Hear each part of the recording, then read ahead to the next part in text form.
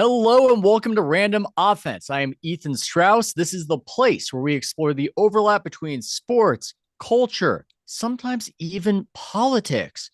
It's quite a remarkable place on this day. This might be called the Kawhi Leonard, Steve Ballmer Clippers episode or something more catchy. I can't help but find this scandal, this breaking scandal that emanates from Pablo Torre's reporting to be just endlessly fascinating. I can't stop thinking about it. And I'm so happy to be joined by Joe Pompliano of the Huddle Up Sports Business newsletter.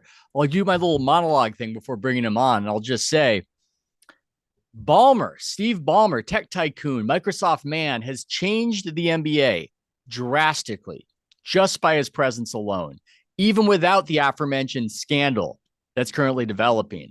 Just by stepping into the scene when the Clippers were sold in 2014 on account of then disgraced racist cheapskate owner Donald Sterling being forced out of the NBA, the entire ecosystem of the league was disrupted by Ballmer's money alone. Usually an owner of this wealth level does not get to own an NBA team. That might strike you as strange, right? I mean, aren't owners the richest people by definition? Yes, but there are limits. And I cite an example that I had to report on. I shouldn't say had. I quite enjoyed reporting on it. When the Golden State Warriors were sold in 2010, similarly rich tech tycoon, Larry Ellison wanted to buy the team. Everybody thought he would be able to buy the team because nobody could compete with his financial resources. But lo and behold, the team was actually sold to Joe Lacob, who wasn't even a billionaire back then. Now, when I talked to then dearly departed, I should say, commissioner of the NBA, David Stern, he said that it was akin to cloak and dagger, that there is some interior self-dealing, that the NBA perhaps might have guided it towards Lacob for whatever reason. And I think looking today, we might know that reason, that Steve Ballmer of the Clippers has a net worth perhaps that exceeds all the different teams' valuations, throws things off. It throws things off to the point where the NBA has taken steps, measures to counteract just this man's wealth. You can't prove it, but it's what I'm told. They've got something called the second apron, a salary cap by other means, just to prevent the sort of spending that Steve Ballmer could do to blow the other NBA owners out of the water. And that brings us to today's scandal, and it brings us to our fantastic guest, Joe Pompliano. Let's get him on. And by the way, ladies and gentlemen, Joe told me that I might be surprised by his take on this Kawhi Leonard story. So, hey, Joe, excited to have you. Excited to hear about your novel perspective on this fascinating matter, sir. Thanks for having me. This is just a crazy story, but I think I'm not convinced. My take is that I'm not convinced that anything's really going to come of it or that he even necessarily did it. Oh, okay. Well, And hold up there, Joe. Hold up there. We're going to get into it. I just want to give a little bit of expository that we can jump into. So I'm going to take a clip from Molly Morrison over at Bleacher Report, who did one of these expositions. We can watch it. And then I'm going to use your trained eye and say, hey, did she cover it? Is there something she's missing? And we'll get into your theory about why Steve Ballmer, potentially innocent. Let's watch.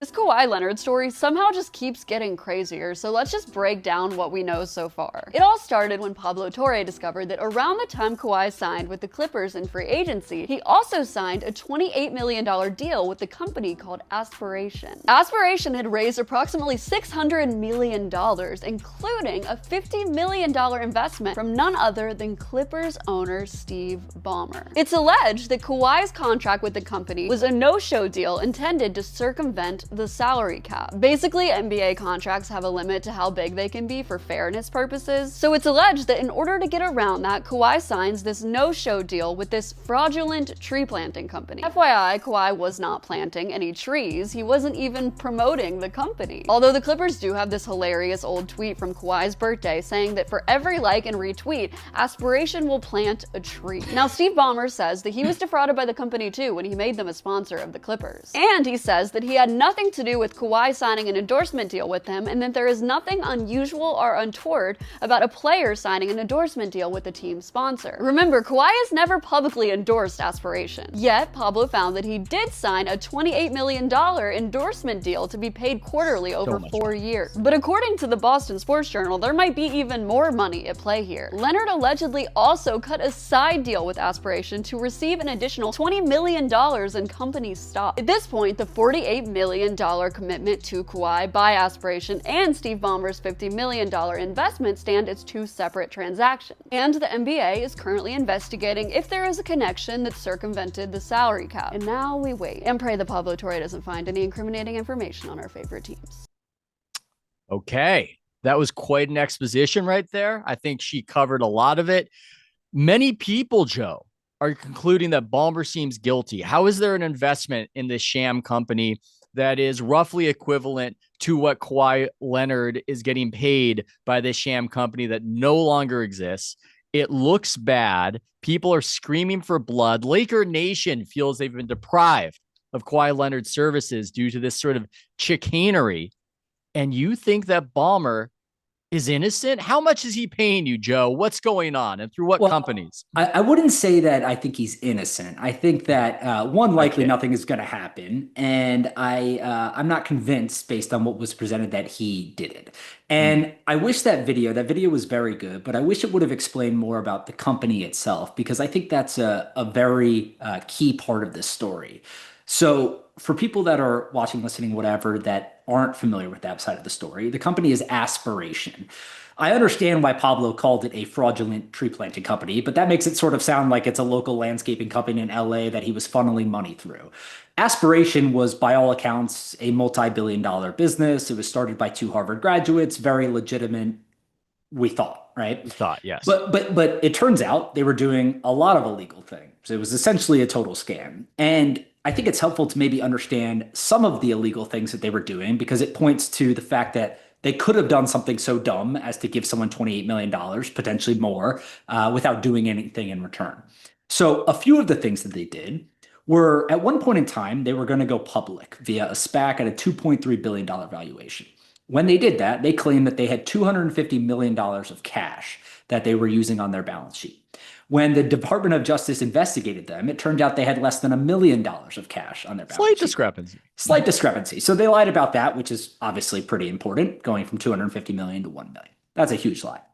Another thing that they did was they would commonly get companies to sign letters of intent, essentially saying that we're going to use your services. But those letters of intent, importantly, were not actual real businesses. So they would go to a company, they would say, hey, you should sign up for our service, pay us some money, we'll offset your carbon emissions by planting trees, pay us $1 for every tree, we'll buy that tree for 10, 20 cents, whatever it is, and pocket the difference.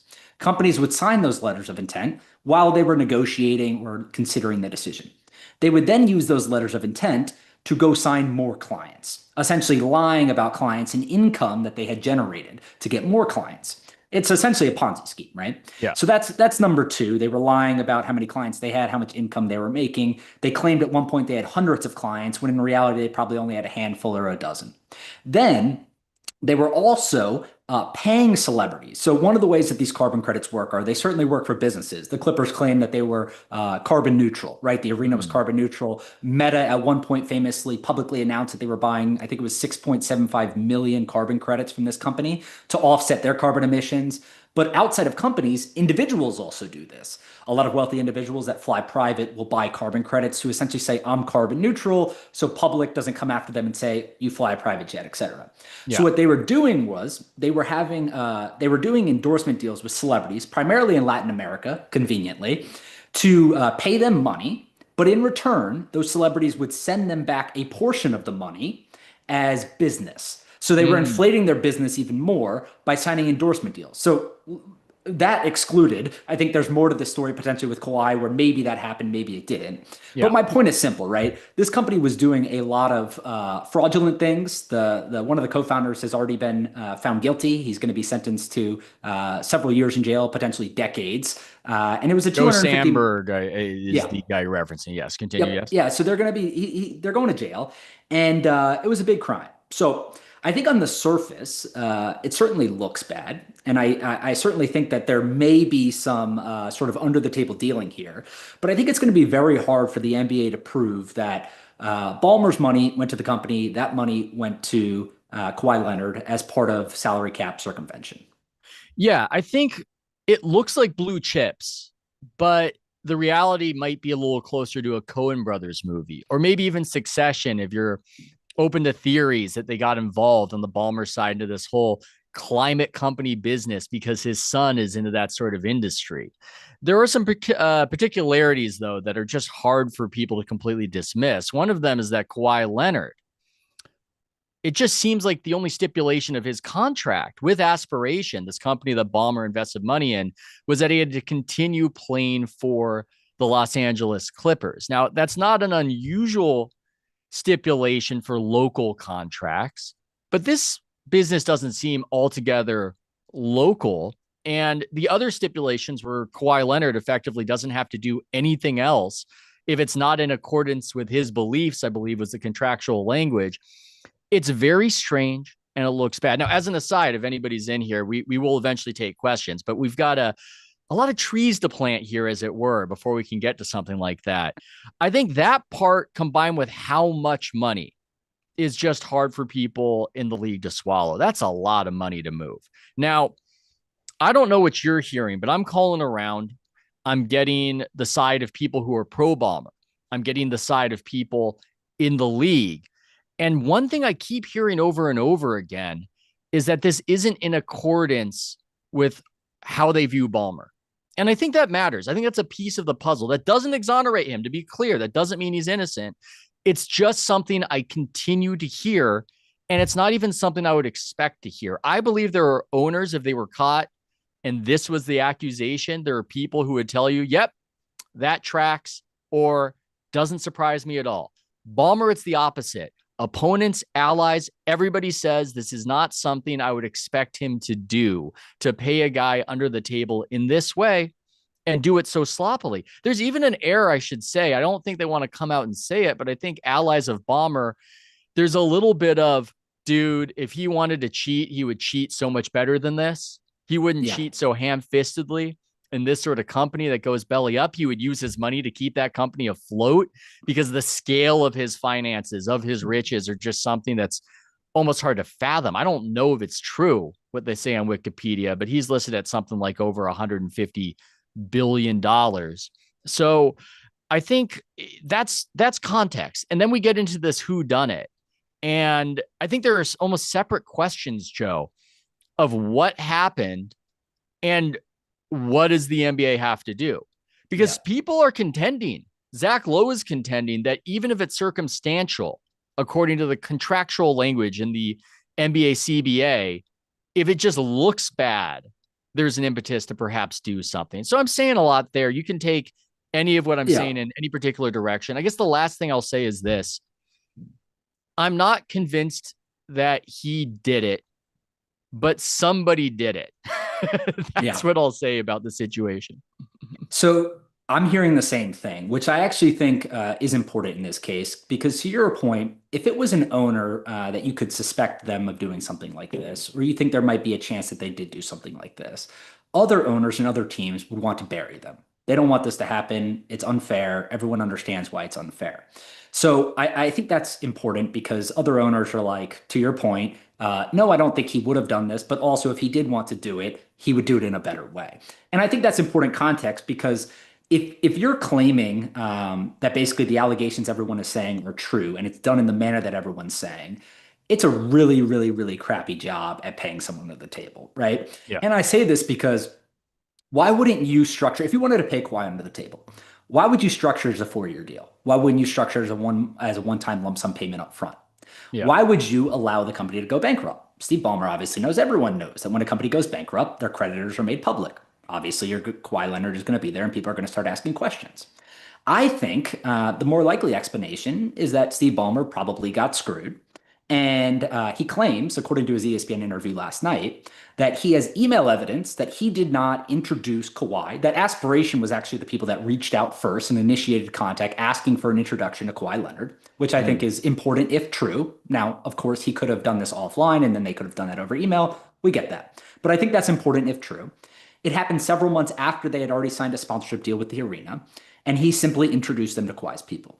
Now, did Uncle Dennis ask for an unreasonable deal that scammers were more likely to give out than a regular business that's actually trying to generate revenue and become profitable? Maybe, right? That seems possible. Uncle Dennis, for people who don't know, the famously involved uncle of Kawhi Leonard, who negotiates all his deals and is often rumored to, let's just say, play fast and loose with some of the rules of the NBA. Who had already caused an NBA investigation in 2019 for reportedly asking for private jet access, homes, endorsement income, other things like that on behalf of Kawhi. Yes. Yeah. If I'm looking at this and I'm trying to exonerate Ballmer or coming up with a plausible theory, one thing I think about is I'm going to call it the cat-bird metaphor. I might be scooping myself because I'm going to write about this later today, but the idea that your cat brings you a bird, but it's not like you asked for a bird from the cat, but the cat thinks you want a bird. And my impression of these co-founders and their involvement with Ballmer is they were quite enamored to be involved with Steve Ballmer. And they liked being in business with Ballmer and being in his orbit. And I cannot tell you what the mental makeup of this Joe Sandberg guy is. I know he's a scammer. Frankly, he creeps me out. I've been watching old clips of him. He creeps me out. He presents as a do-gooder. He's doing these insane Ponzi schemes.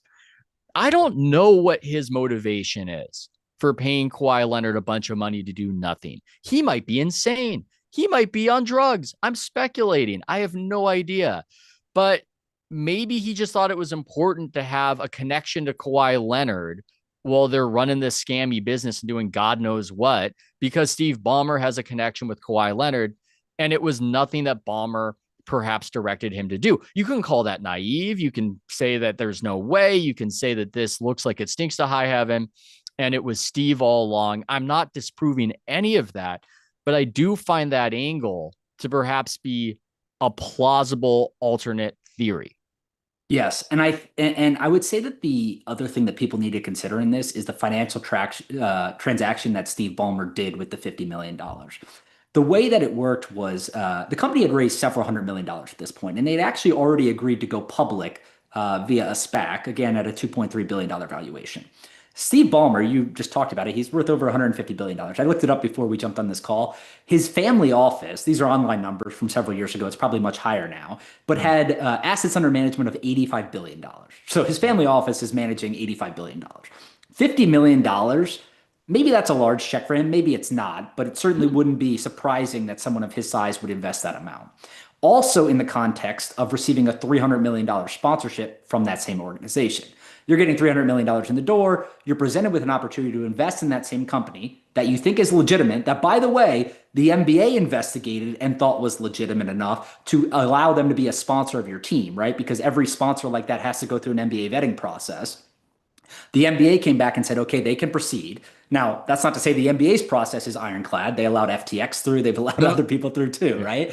But they vetted We'll table that. I think there are a lot of sports fans who think the NBA might have powers in excess of what it actually has, but continue. Absolutely. But my point is simple, right? Is that the NBA vetted them. They signed a $300 million sponsorship deal with your team. And then you're presented with the opportunity to invest $50 million in that business that you think is legitimate. So it seems plausible, in my opinion, that Steve Ballmer would have his team of associates, analysts, whatever it is, look into the company and their financials. The financials they would have been presented with would have been fraudulent and looked good to other investors. Obviously, they raised hundreds of millions of dollars. And the way the SPAC works is Steve Ballmer would have had an opportunity to sell his shares at a significant premium shortly after the company went public. So if you're Steve Ballmer and you're sitting there and you're saying, okay, I can invest $50 million in this business, something that I believe in, his family and his foundation have invested in carbon credits before and making the world and impacting climate change. So it's something that he believes in personally. Plus, he has the opportunity to make money doing it. That sounds like potentially you might invest $50 million into it if you're Steve Ballmer, right? So I think there's an opportunity to look at this and say, okay, it makes sense to invest. And then is it possible that they went out and did this deal with Kawhi Leonard for the reasons that you just mentioned, which is to have a leg up with Steve Ballmer. Maybe he's going to invest more in the future, whatever it might be, or that the company was trying to do these deals. So it didn't get back to him either. I mean, there's an opportunity for Uncle Dennis, again, to sort of pressure them and try to get a better and better deal under the assumption that the company doesn't want him to go back to the Clippers and say, hey, I know you introduced us to them, but they say they don't have any money for this. This is not possible. You know, I don't think the company's doing well, whatever it might be. But we're dealing with scammers here, so it's hard to determine sort of where their moral compass was. We're dealing with scammers, and I got to say, I don't know Uncle Dennis, but I wonder if he's the sort of guy who knows a scammer when he sees the scammer and plays on that vulnerability. And might be able to take advantage of them, yeah. And might be able to take advantage. And again, these are theories. We're speculating. Yep. There's I have 3 competing theories right now in my mind of who might have done what in this grand whodunit. I think it's interesting. I think part of what's amusing as I talk to people behind the scenes is the want for the NBA to weigh in as this authority. The NBA is always talking about, we are doing an investigation. And I think because their authority in the minds of fans, there's this assumption that it's a real authority because they can dock Draymond Green 5 games, that they've got the powers of Uncle Sam. They're not going to raid the offices of Steve Ballmer that manage $85 billion in assets. I'm sure they will investigate. Perhaps they will ask some questions, but they can't just access documents and obtain proof of things in the way that the federal government can. And then there's this additional question of whether they even want to. Do they want to find any? Yeah, that might be the more important question here. I don't know if they want to. Well, so quickly on that, I agree with that point largely, and I think that's another important piece of this because one thing that people need to understand is you talked a little bit about the clause in the contract. Now, certainly, it's not normal to have belief, not capitalized, not defined in the terms, basically giving Kawhi an out to not do any work. But it is rather common, I would say, somewhat common at least, to have an out or a termination clause in the agreement if that player was to leave teams. Specifically, if you're paying $300 million for a team sponsorship, not a league sponsorship, right? So Kawhi is obviously less valuable to that company if they're sponsoring the Clippers, if he gets traded to or leaves to go to, I don't know, Orlando, Milwaukee, whatever, right? Name the team. But I also think people need to understand that these agreements are quite common across the NBA and professional sports in general. So, I mean, we can name a million examples. Well, Stephen Curry is sponsored by JP Morgan and plays at the Chase Center. LeBron James is sponsored by Crypto.com and plays at the Crypto.com arena. Patrick Mahomes, State Farm, Oakley. Those are chief sponsors, right? So there is a lot of overlap between team sponsors and individual sponsors. And a lot of times those come through introductions because the company says, if we're already spending X on the team, we might as well activate with the player as well and pay them a sum as well so we can use them in commercials, ads, signings, whatever it might be. That also goes both ways. Maybe it's State Farm and Oakley went to Patrick Mahomes first, and then it goes to the team. So there's sort of this mutual relationship there. And this is a long-winded way of agreeing with your point where you said you don't know if the NBA wants to go that far into this. And I don't necessarily think they do. And I don't think other NBA owners want them to either. So in this instance, where you're an NBA owner and you see someone circumventing the salary cap, the traditional mindset would say they want him dead. They want to kill the franchise. They want draft picks. They want the player voided. They want potentially even sell the team. Who knows, right? They want everything. But I think this situation is a little bit different because a lot of players and a lot of teams are doing similar instances, not necessarily avoiding work and no-show jobs for large sums of money, but they're mingling those sponsorships with players. And there's usually a general assumption that if you're a big-time player, you go to a big market team, there's going to be endorsement deals to be had with some of the team sponsors.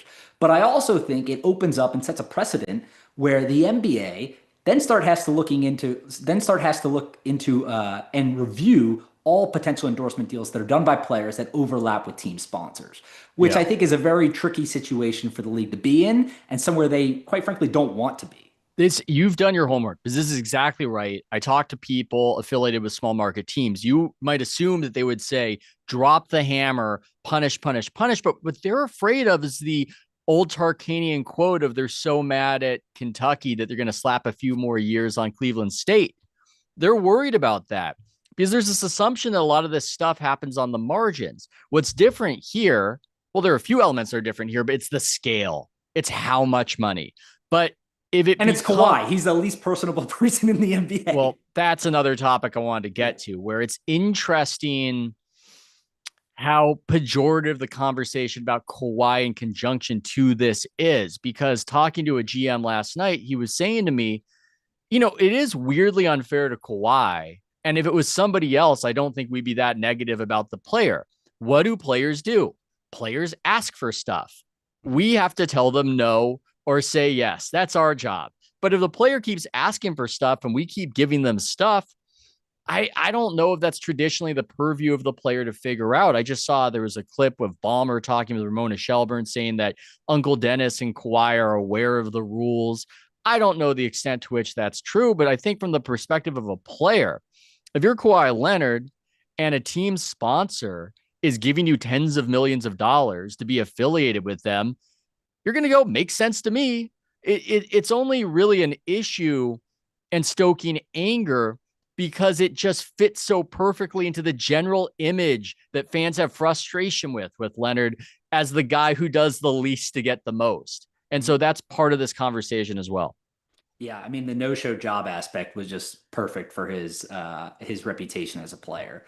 I largely agree with that though. I think that the one thing I wish Ballmer or Ramona Shelburne would have pushed Ballmer on was answering yes or no to that, right? He basically gave a non-answer, which was they know the rules. When the rules get a little, hairy or whatever, we remind them of the rules, which is sort of like a backwards way of saying, yeah, Uncle Dennis asked for things when they first came here. Again, the NBA investigated this, and Ballmer has been caught before. I think it was, who was it?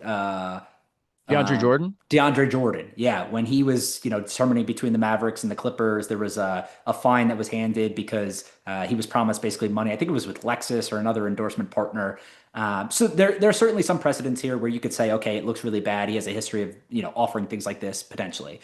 But I think to your point is like, if you're Steve Ballmer and they keep asking for things, and they have a history of that, and you know that Uncle Dennis is there basically to maximize his earnings and get whatever he can out of this, and you introduce him to a sponsor, what do you care if they pay him $28 million for or $48 million for it? It makes no difference to you. Yeah. You got a lot going on. You're not focused on it.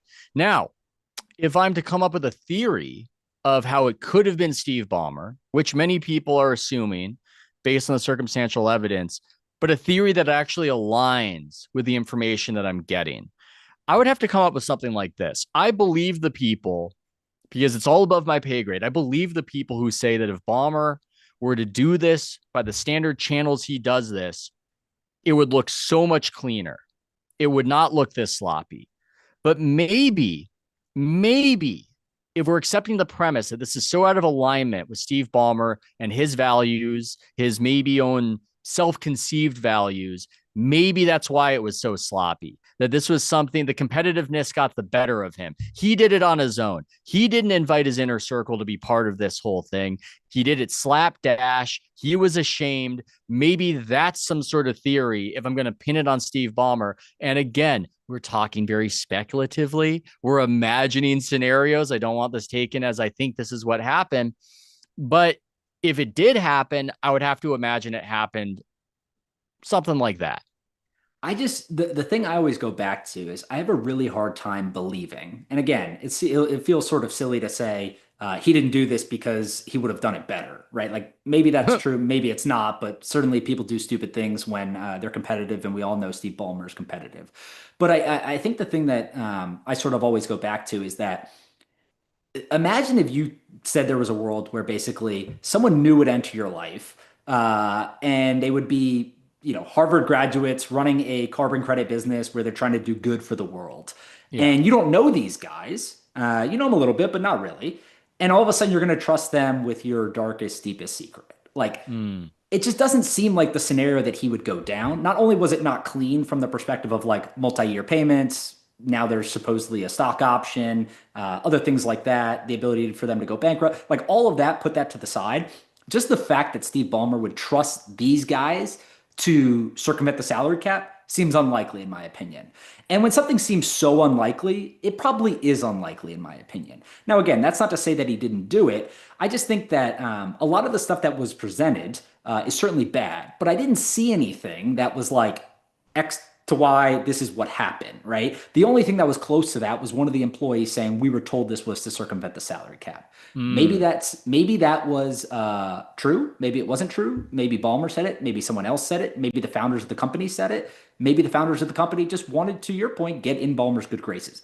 We don't really know. I just find it peculiar that something like this would happen and Ballmer would let it go as sloppy as it did. I hate to do this extemporaneously, just cast suspicion on people without evidence, but this is what people are telling me. I'm saying it with the caveat that there's no proof of these things. But Lawrence Frank, the guy who effectively runs basketball ops, effectively GM of the Clippers, that's a name that comes up. That's a name that came up when the Clippers were heavily recruiting Kawhi Leonard away from the Raptors.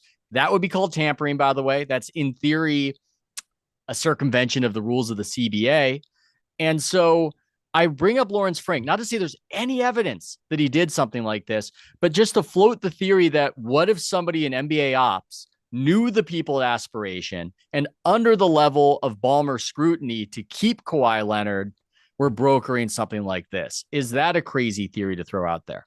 Certainly possible. Plausible deniability, right? Of basically saying, hey, I didn't know anything about this. Someone else did it. Yeah. And if Ballmer doesn't know anything about it, then maybe he's free and clear. Maybe they find someone else knew something about it. But I largely agree. It's such an interesting and fascinating situation that has picked up so much steam because it's a lot of money to a guy who is not known to do any endorsement type of stuff. He was literally paid to do nothing. And it came essentially directly from Ballmer when you trace the funds of the amount of money he invested to out there. But I think if you're Ballmer, and you can just zoom out for a second, there's plenty of theories as to why he would have invested in the business, notwithstanding the $300 million sponsorship deal that they reportedly signed with the company. But also, the second they found out that they were fraudulent, they cut all ties with the business. They were listed as the biggest creditor in their bankruptcy filing. So it's difficult for me to say that Ballmer would have given them this much money, a simple directive to pay Kawhi, and then them go bankrupt, not be able to do that.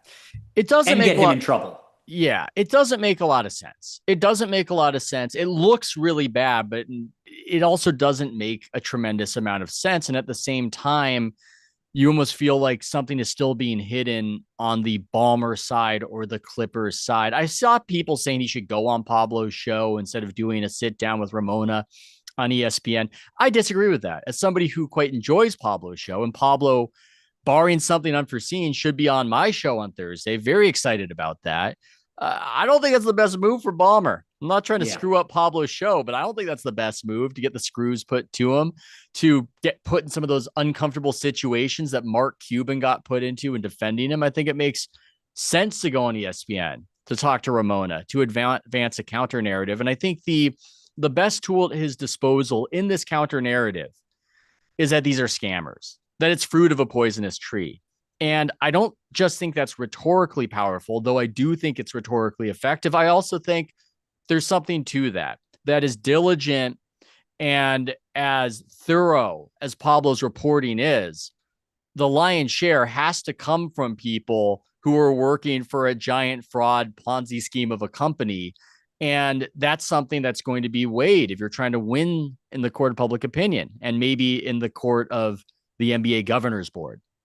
Yeah, I feel like there could be another theory here that is why I mentioned the influencers of Latin America before, by the way, because I think we're all discounting. I mean, we've already talked about him a little bit, but Uncle Dennis in this situation, just the fact that we know based on the filings, and Matt Levine and Bloomberg talked about this the other day in his newsletter, was basically the idea of what I mentioned earlier of them paying Latin American influencers or celebrities basically, and then getting some of that money back to make it look like they were generating more income, basically through shell corporations and things like that.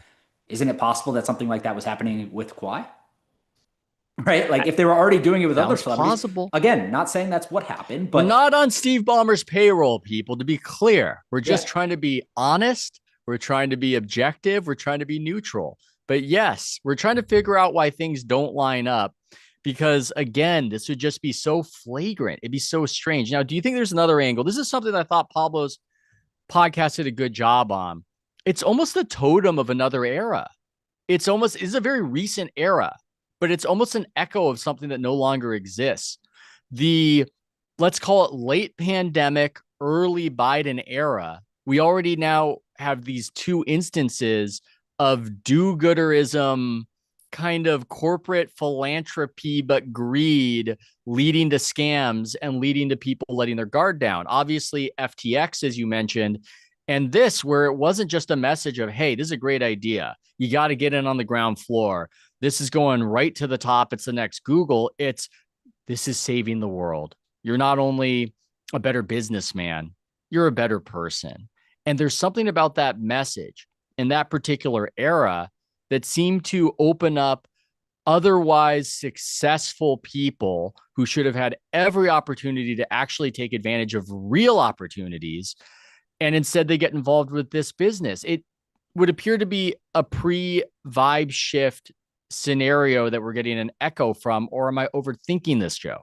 No, I think you're right. I mean, if you're a scammer, the easiest way to make money is to make it sound like you're doing something good for the world, right? Yeah. Which is, I think, what they were doing here. And also, the other thing not to discount here is how much these billionaires and other people, how much they value the opinion of other people, right? Why do billionaires that fly private jets buy carbon credits? It's because they don't want to get yelled at for flying private jets. It's the same thing as to why Meta was doing it, the same reason why Steve Ballmer was even doing it for the arena. They want to look good when in reality, is it really making that much of a difference? Especially if the company is not even planting the trees, right? Yeah, like, it's almost like that's almost more naive than whatever got them scammed in the first place. Yeah. The idea that anybody who would resent you for being a billionaire polluter would then buy oh, but you bought carbon credits. Oh, never mind. You're great. I love you. That's not going to happen. But maybe in their orbit, surrounded by the people they're surrounded by, that would seem plausible that, hey, I can just quell the resentment by being involved in a company that's on the up and up morally. The moral company, I don't know. I'm sure it will come back, but that would appear to be a marker of another era. And I think that combined with politics, I do think there's an ideological component to this. I think it might be a little underplayed, some of the reporting, because people are uncomfortable with it. I give credit to Pablo because I thought he engaged in it, but I didn't see a lot of engagement outside of it. And let's be honest, let's be frank about it and objective. It was flattering liberal sensibilities at a time when that was especially in vogue with a certain class of billionaires. And if you can access the politics part of people's brain, they become less rational. They just become less rational actors. And I think that might be part of this crazy story. Yeah, and imagine if you're Steve Ballmer and you get brought a deal where, again, you're going to make money, plus you get to claim all of those things using that part of your mind. All of a sudden, to your point, some of that thought process goes out the window where he might traditionally. And like Pablo kept mentioning, and to be clear, like I love Pablo's show. I thought he did an excellent job. I thought it was great. It's but one of the things hilarious, too. yeah, it was great. Yeah. But one of the things that I thought was really interesting was he kept referencing that Steve Ballmer's like the greatest investor of the last, couple decades or whatever.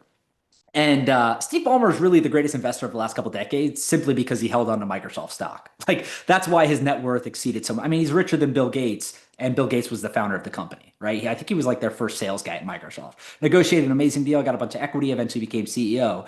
But the reason why that podcast called him the greatest investor of the last couple of decades was because he got rich by literally just holding Microsoft stock. So the idea that Steve Ballmer is some, mastermind genius that's personally vetting the financials of every company and sniffing out scammers, I don't think necessarily holds up. And I think people would be surprised at how willingly some of the people, like at the net worth level of Steve Ballmer, are willing to part with their money for investments that they feel are going to advance them politically or in society through the opinion of people who may not have such a high opinion of them to start with. I would tend to agree with that. And that was branding in a way, the greatest investor in history. But far be it for me to cast aspersions on a man who has made over $150 billion. I'm not saying he bungled his way to that fortune, but there are a lot of people who question Steve Ballmer's judgment. A lot of people who worked at Microsoft, a lot of people who invested in Microsoft, who often went, what the hell is this guy doing? This doesn't make sense. And this might seem like a crazy allegation, Joe. Steve Ballmer might be a little emotional versus some of the more clear-eyed investors out there at the poker table. I don't know if you've noticed on the baseline at some of these Clipper games, he might be on tilt every now and again. And so I don't think that he was just completely invulnerable. I don't think it was a situation where nothing gets by this guy. And I think there's this other aspect where, given the scale of his wealth, figures, sums that would raise a concern to us just meant nothing to him. I heard his defense. Ramona was talking about it was, look, I own 3% of this company. It's not like a thing. Dude, if I own 3% of a company valued in the billions, outside of my family, that would be the most important thing in my life that I would think about constantly. But that's just not the level this guy plays at. So I'm going to give you a broader question outside of the who done it. Did the NBA make a mistake by letting this particular fox into their hen house? Is he just too big to be part of this? It's too destabilizing. You know what? I was thinking about that when the news first broke because virtually everything he's done over the last few years has been hailed as amazing, genius, innovative, whatever. The arena, signing players, giving them the facilities, whatever it might be. Like he's done in the eyes of fans and the league, like he's been a great owner. Mm. And for something like this, it sort of completely flips the narrative, which if it's not true, that's unfortunate. If it is true, then there were certainly some concerns that could have been shed light on through that process. I think it goes back to the point you said previously, though, about all these rich owners don't typically get to own sports teams. And this might be the reason why, because you do have to play by a certain set of rules that, quite frankly, are sort of beneath Steve Ballmer to a degree, right? If you're Yeah. Steve Ballmer and you have $150 billion, what's a salary cap, right? Yeah. Like, you're probably thinking to yourself, like, I can afford this. What's the problem? I want to win. I want to do whatever it is. And you have to play within these rules, especially difficult with a player like Kawhi, who you're paying all this money to, sits out all the time, is injured. You're not winning. You're now without a bunch of picks and all these other things, right? So you get in a situation where you could easily, come up with a world where Steve Ballmer is too wealthy for the NBA. Mm. But I still think that's sort of at the margins at this point. I think it's too difficult to tell until we know if this is true or not. Because if it's not true, I would argue the opposite. I would argue he's been great for the NBA. Yeah, I'm thinking about that. I would tend to think it is destabilizing, but they've taken measures to deal with it because it's that destabilizing. People say that the second apron exists in part because of the presence of Balmer, as I said earlier. So I guess they're using certain measures to sort of get around it, but it's hard to completely get around it. It really But is. my argument would be that the other owners enjoy that. They like that, Mm, right? Because it makes them spend less money. yeah. They can basically use that as a shield to pay less luxury taxes and profit more money on their franchise. Well, I they're all these greedy bastards. They're already whining about how they got screwed out of luxury tax payments if there were illicit Yeah. funds getting sent Kawhi Leonard's way. So yes, to what you're saying, they do care about that kind of thing. It's just interesting. It's interesting to me that they would try to prevent powerful people from getting in there. Here's the argument for why he might be too big for the NBA. Because right now we're considering whether the NBA will punish him. And the big elephant in the room is whether he's more powerful than they are. And how that manifests, uncertain. I mean, at a certain point, do you just pay enough? Like, I don't know. Like, theoretically, in my mind, if a guy has $10 billion, he can make your life horrible by paying a bunch of lawyers. I don't know what sort of legal advice that you get that's better than that when you have over $100 billion. But the assumption a lot of people have is this is an enemy that they don't want. He's too powerful. They don't want to go up against him. They can ding Dolan. They can force Sarver out of the league. They can chase Sterling away. This is a guy who has some authority over them just because of how big he is outside of this particular sandbox. Do you think there's anything to that? Yeah, I would largely agree with that. He certainly has more power than I would say any of the other NBA owners simply because of that wealth, but also his influence through other categories and other things that he's done. I just think that if you're the NBA, that's part of the reason why you're going to make this go away, as quickly and quietly as possible. Like I wouldn't be Yeah. surprised if sort of after this week, this is the last we hear about it for a long time. Like, Yeah, this is what a GM told me last night. He said to me, "Look, think of me when this happens. Think of me and laugh when this happens. This dies down, and then All-Star break. We're almost summer, but this is deep in the winter, late winter, All-Star break. You're nearly spring. One of the NBA's favored reporters, one of their handpicked reporters, at the NBA Board of Governors, whatever, All-Star, whatever, Adam Silver press conference, raises their hand and asks about the status of this particular situation. And Adam Silver says, we did our investigation and we could not conclude any wrongdoing. We take allegations of circumventing the salary cap very seriously, but we cannot punish people when there's a lack of evidence. And that's how this will be handled. That's the cynical take. That's the cynical assumption. I'm seeing other people thinking something will happen. I'm seeing Zach Lowe talking about other people saying the hammer needs to be laid down. But there's definitely a large cohort within the NBA who view it the way you view it and believe this peters out. And as fascinating as this story is, all the different wrinkles to it, that it's just in the best interest of the people involved that it goes away. And so therefore it will go away. It may be a cynical take, but it's my take now too, because I think that's what's going to happen. I just think the other NBA owners are probably a little bit upset because of what this does to them too. If you think about, we discussed this earlier, just like how this typically happens at the margins, right? If you go to the Knicks, if you go to the Lakers, whatever it might be, like there's an understanding that you're going to be getting introductions to different sponsors that work with the teams, that there's going to be an opportunity to maximize your income by making more money off the court, activating with current team sponsors. That's just what it is, right? Especially if you're a superstar player. There's no secret to that. Everyone knows that. I think the difference here is that Uncle Dennis and Kawhi potentially took it way too far, right? Which was like they made a ton of money for not doing anything. Where in reality, you want to make a good amount of money while doing very little. And they took it too far, which has now invited scrutiny on everyone else and the deals that they're doing with their players. And maybe Steve Ballmer knew about it. Maybe he didn't. Maybe he didn't want to know about it. But I don't think he wanted to invite that scrutiny on everyone else because it invites scrutiny on him as an owner when he goes to the governor's meeting. And that's something that I think the NBA is going to take into consideration when they go through this investigation and how they choose to close the investigation and leak it. Well, I know James Dolan's perspective without ever talking with James Dolan about this, which is that if it was me, if it was us, oh my God, you'd be hearing that banned for life that Adam Silver said about Sterling. They do play favorites. They do pick and choose, but that's part of this game, man. That's part of this game. The commissioner of the NBA is a power center unto itself, and part of that power is related to selection. You select an owner, you bring an owner into the fold, they're indebted to you. They do what you want to do. They run the NBA the way you want to run the NBA. It's hard to get into the country club. So that's going to be your ally. James Dolan, he owes nothing to Adam Silver. Adam Silver didn't do anything for James Dolan. Adam Silver is the reason that Steve Ballmer owns the Los Angeles Clippers. That's a firm alliance. And it would be very naive to suggest that that factors not at all into punishments and investigations. This is a political game. This isn't about just finding the truth.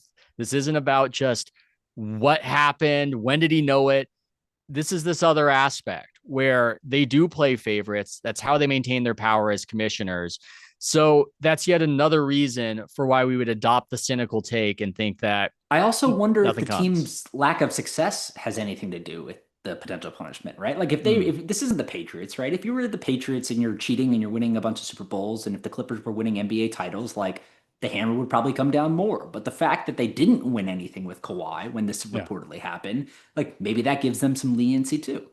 Yeah, if they cheated, it was in the direction of helping fuel the next NBA dynasty. If they tampered to get Kawhi Leonard and to get Paul George in conjunction with it, hey, good job. You made a trade that ultimately was a bad trade, and it's why the Oklahoma City Thunder are the best young team in professional sports right now. The only thing that can change my mind on this right now, obviously new information might come up, but the one thing I'm particularly interested to see is if anything comes up pre-2021, right? Because I think the timeline here is another thing that we didn't really talk a lot about that is also sort of interesting, right? Because they signed Kawhi in 2019. This deal with Aspiration wasn't signed until 2021. Not only 2021, but it was signed several months after Ballmer had invested, but also the team had done the bigger sponsorship deal. So if you're Ballmer, you can clearly point to a world where it's like, they did this big sponsorship deal. They asked me for an introduction. I thought that was normal. They're spending a bunch of money with us. Why wouldn't they want to activate with our best player? I made the introduction. Like that to me sounds like, okay, common sense, whatever. But what happened pre 2021, if anything, right? Did anything happen in 2019? Did anything happen in 2020? If stuff starts coming out during that timeline, I think that's where it potentially gets more interesting. There are a lot of rumors. There are a lot of rumors. I don't want to get sued, but there are a lot of rumors about that Kawhi recruitment. I could say that Lawrence Frank was often in Toronto at those Raptor games in the 2018-2019 season when he had no business being there. I don't think he was scouting players there. He was there for a reason. It was definitely noticed by Masai Ujiri. And it's a situation, though, where there might be anti-tampering rules, but what do you do to prevent it? I mean, that's another thing where there are rules to prevent circumvention of the salary cap, but the rules can only go so far. If you allege that the Warriors make their free agents wealthier by introducing them to the Silicon Valley elite and getting in on investments before they go public, okay, but I don't know what you do to prevent a thing like that. So that's where tampering is in my mind. Yes, if there was something 2018, 2019, that would be different. But what's funny, Joe, is it's almost connected in the public's mind right now, the way it's being talked about, as though it was. Even though this fake fraud company didn't exist when Kawhi was initially recruited to the Clippers, it almost feels spiritually, at least to a lot of Laker fans, like that's what went down. As though Steve Ballmer went, hey, Kawhi, join the Clippers, and there will be a crazy sort of climate change company in a few years that's going to start, and then we're going to pay you about $50 million to the sham company if you just stick it out. It's almost like people are absorbing it in that timeline, even though that's obviously not what happened.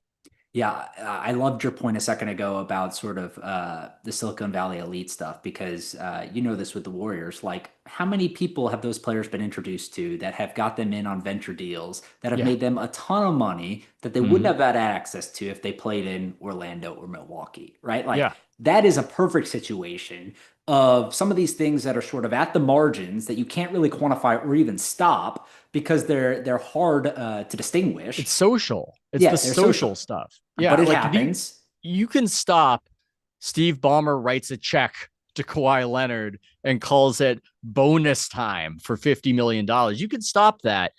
But some of these other incentives that are only accessible really in a select few markets, a select few locations, if they're social in nature and the way rich people get rich through knowing other rich people, you can't do anything about that. And it is an easy way to get rich. That is the easiest way to get rich, is to know Silicon Valley people. If you are already rich, the easiest way to get an order of magnitude richer is just to know venture capitalists. And because they like you and they've got a little bit of the jock sniffer to them, they let you in on it. That's the easiest way. And there's no way to prevent that. That's how half of the list of the athletes that are, the best investors get rich is they got introduced to basically someone within Silicon Valley or an investor of some sort that essentially started including them on whatever deals they did. And this athlete may not have any knowledge whatsoever of investing. They may not care about it. And it may be something that their business partner or a friend or a family member, or whatever, is doing for them.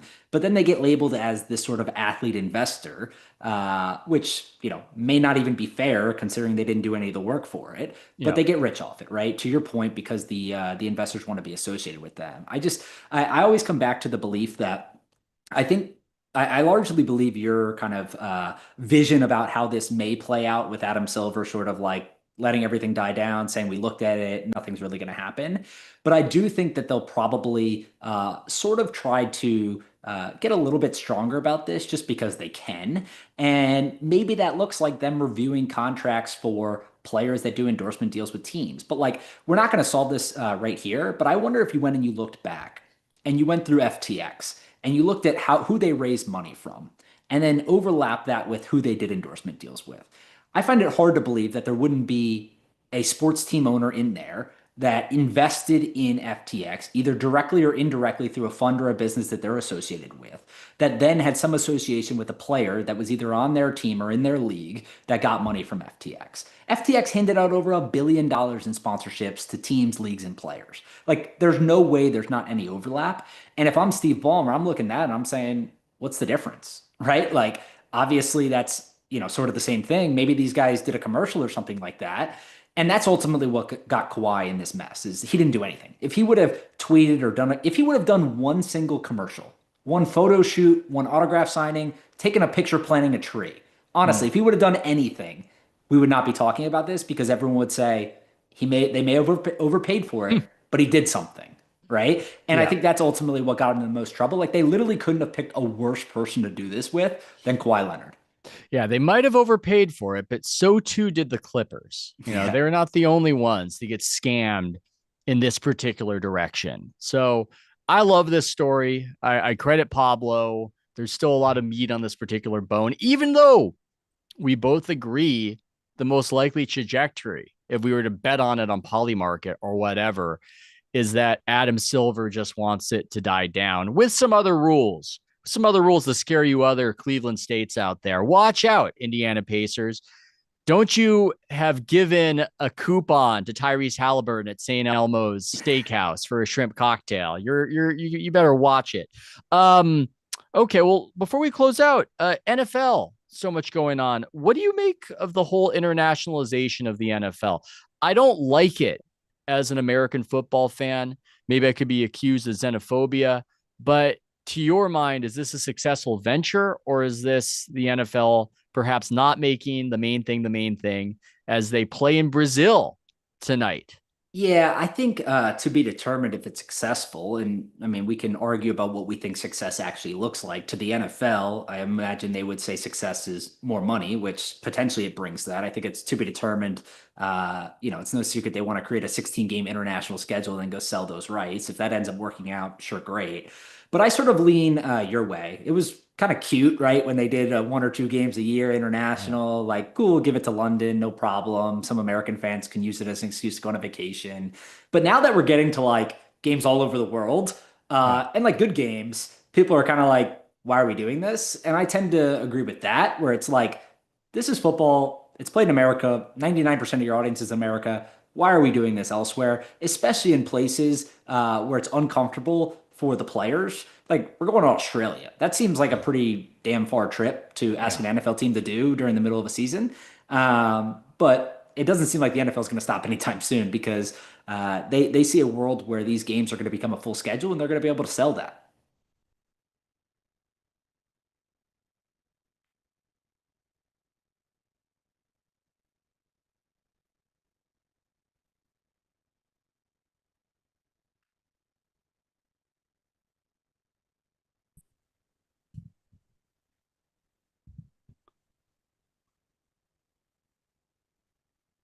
Ethan? Oh, I'm back. I don't know if I'm fritzing or you're fritzing. I guess Right. it was me, perhaps. Well, I apologize for that. Maybe we should start to wrap up if we are experiencing technical difficulties. I'll give one xenophobic football.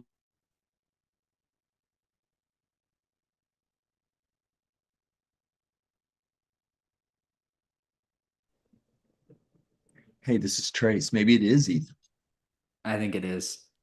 It's probably, the Can everyone else overlord, hear me? yeah, I can hear you. The overlords of free press were like, we're not allowing this xenophobic take. Yeah, they're like, we're shutting that down. Okay. Go ahead. We can just beep the whole thing out. Okay. Well, I'll wrap up if anybody can hear me. Joe, fantastic stuff. Great perspective. Huddle up. Really appreciate it. And I can't wait to read what you're going to post next on this whole matter. Awesome. Thanks, Ethan. Thanks, Joe.